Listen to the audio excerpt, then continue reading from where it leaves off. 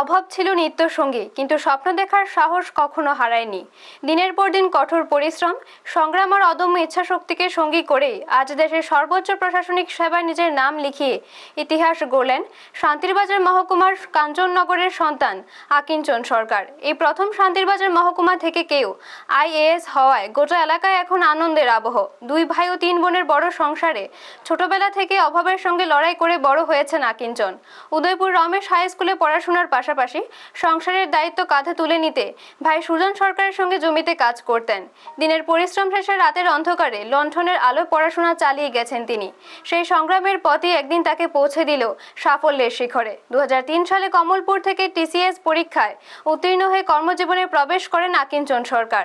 এরপর ধাপে ধাপে নিজের যোগ্যতার পরিচয় দিয়ে 2009 সালে শান্তিরবাজার মহকুমা শাসক কার্যালয়ে ডিসিএম পদে দায়িত্ব পালন করেন। পরে 2011 সালে ফাইন্যান্স ডিপার্টমেন্টে এডিশনাল সেক্রেটারি হিসেবে যোগদান করেন। চাকরির ব্যস্ততার মাঝেও থেমে থাকেননি। অবশেষে আইএএস সাফল্য অর্জন করেন তিনি।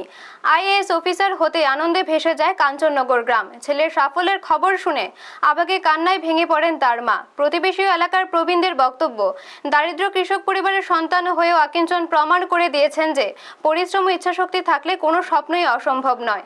আকিঞ্চন সরকারের এই সাফল্য আজ শুধু তার পরিবারের নয়, গোটা শান্তিরবাজার মহকুমার গর্ব। তার জীবনের সংগ্রাম ও সাফল্যের কাহিনী নতুন প্রজন্মকে স্বপ্ন দেখার সাহস যোগাবে বলে মনে করছেন এলাকার মানুষ। ব্যুরো রিপোর্ট, নিউজ তৎকাল 24।